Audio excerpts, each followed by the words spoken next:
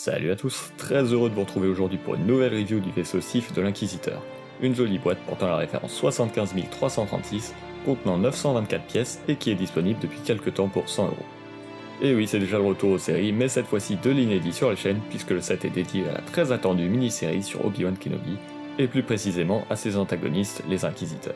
Alors qu'est-ce qu'on peut attendre de ce vaisseau aussi mystérieux que ses occupants? C'est ce qu'on va découvrir tout de suite dans cette nouvelle review.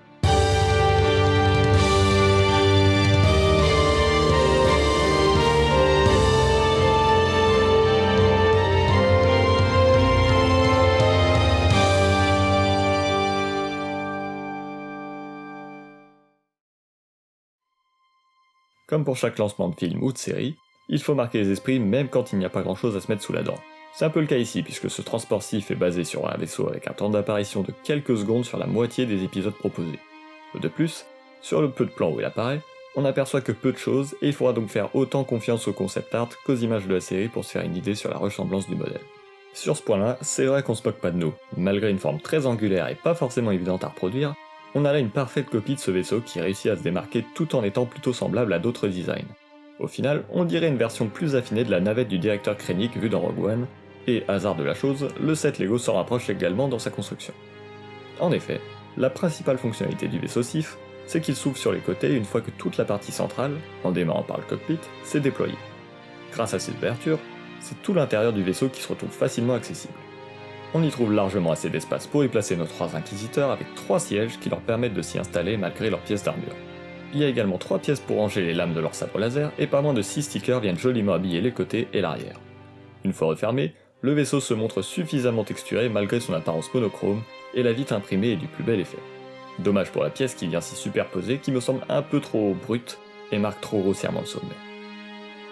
De même façon, l'entrée du vaisseau s'ouvre pour correspondre à la scène d'introduction de la série. On peut même relever la partie supérieure sur le set pour accéder plus facilement, mais ça reste compliqué. Le fait est que techniquement parlant, on peut faire passer les inquisiteurs de l'intérieur à l'extérieur du vaisseau en abaissant le siège du pilote. La fonctionnalité est donc bien présente, sympathique pour exposer les inquisiteurs, mais compliquée dans l'exécution tout de même.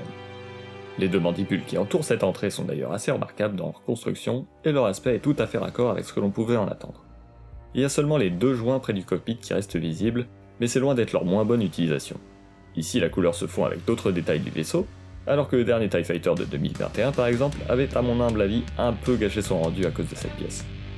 Les ailes reprennent le système de nombreux vaisseaux de l'univers et fonctionnent grâce aux charnières qui permettent le mouvement exact pour passer du mode vol à l'atterrissage.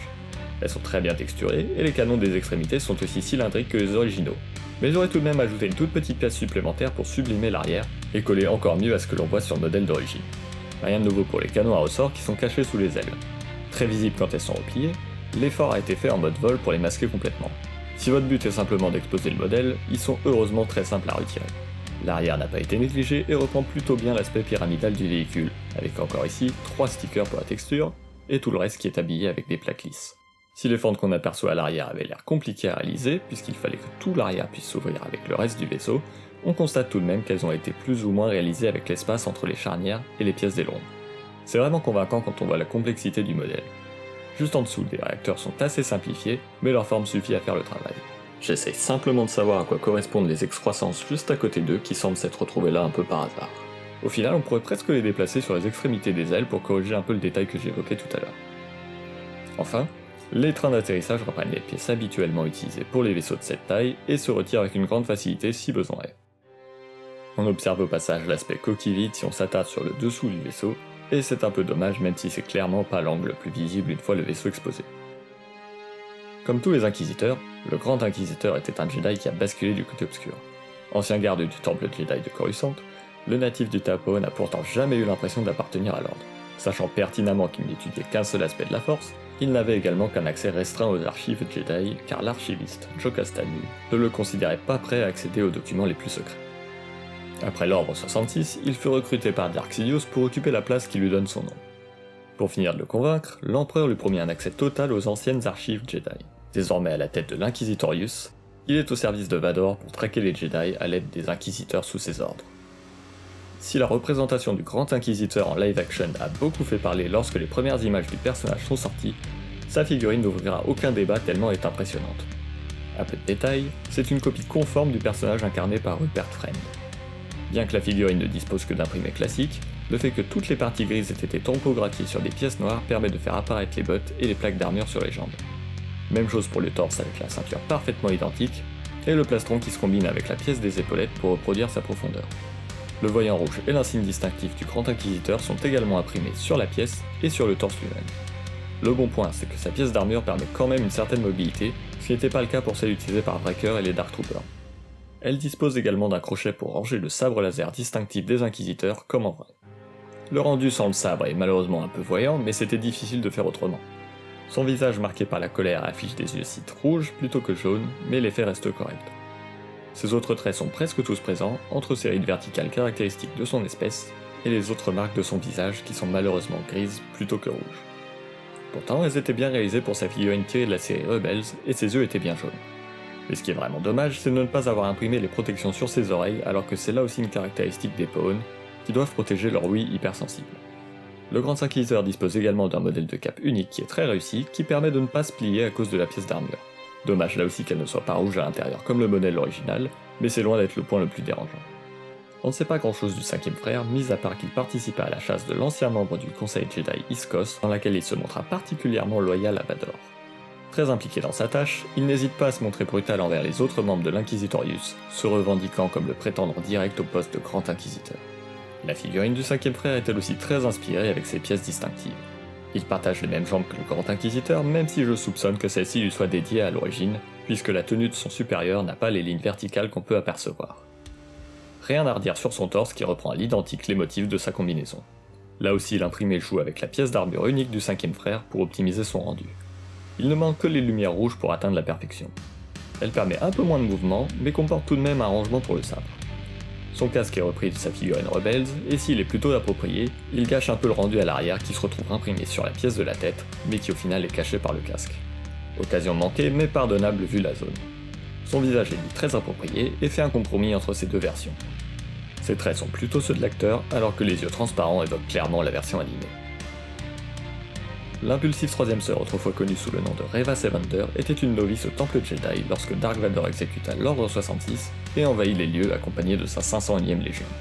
Après qu'il ait massacré ses compagnons de Jedi, Reva a dû feindre la mort pour survivre et se venger du Seigneur Noir dont elle connaissait désormais la véritable identité. Bien des années plus tard, elle rejoint l'Inquisitorius et se jure d'approcher Vador d'assez près pour assouvir sa vengeance. Pour ce faire, elle est déterminée à trouver Kenobi qui échappe depuis 10 ans aux Inquisiteurs, afin d'accéder au rang de Grande Inquisitrice, et ce même si elle doit s'attirer les foudres de ses pairs. Cette pauvre Reva aura donc bien souffert, et malheureusement c'est la seule figurine qui souffre aussi un peu de sa comparaison avec son modèle original. Bien évidemment tout n'est pas acheté, loin de là, car il manque en réalité peu de choses. Le plus gros défaut c'est évidemment la coiffure qui n'est pas très inspirée alors que d'autres pièces existantes auraient bien mieux fait l'affaire. Dans l'état des choses, il aurait fallu imprimer quelques motifs sur le haut de la tête pour améliorer l'effet. Autrement la tenue est très fidèle, mais la figurine a quand même l'air vide à côté des autres inquisiteurs sans imprimer sur les jambes. Reva en impose moins sans la pièce d'armure également, mais elle reste très bien imprimée sur le torse. La cape fine est parfaite pour le personnage et cet aspect longiligne respecté est le point fort de la figurine. Le sabre qui lui est fourni est le même que les autres inquisiteurs, même si Reva utilise bien plus son sabre avec un seul des arcs déployés. Survivant d'un ordre Jedi décimé et cible prioritaire des inquisiteurs, Obi-Wan Kenobi a ruminé pendant 10 longues années la perte des siens, et surtout de son padawan Anakin Skywalker qu'il croyait mort après leur affrontement légendaire sur Mustafar. Reclus sur Tatooine à veiller sur le jeune Luke, qu'il avait précédemment confié à son oncle Owen Lars, l'ancien Jedi a adopté un mode de vie simple et travaille dans une station à découper de la viande de baleines des sables. Convaincu que l'Empire ne peut être vaincu, il est malgré tout rappelé par l'action lorsque son ancien ami Bail Organa le conjure de l'aider à sauver sa fille adoptive qui a été kidnappée.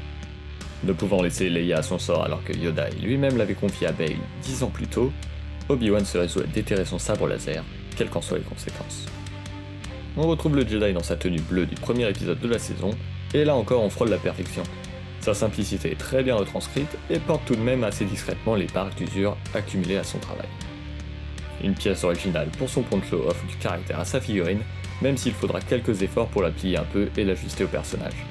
C'est juste vraiment dommage que ses protections aux chevilles n'aient pas été imprimées. Elles auraient permis de marquer les chaussures et d'habiller un peu plus les jambes.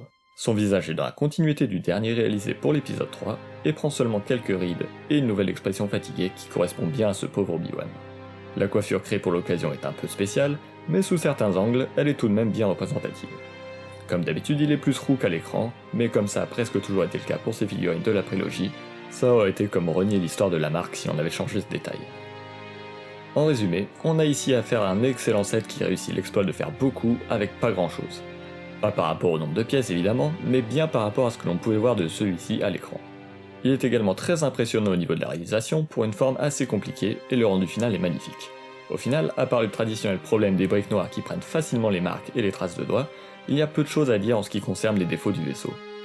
On ajoute à cela la sélection de figurines assez fantastique avec presque tous les inquisiteurs puisqu'il ne manque que la 4ème sœur au casting.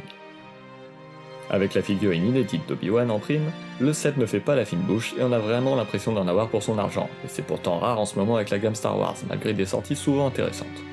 Merci encore d'avoir suivi cette review, n'oubliez pas si vous voulez soutenir la chaîne de vous abonner et bien sûr de liker la vidéo, et on se retrouve j'espère très vite pour une prochaine review.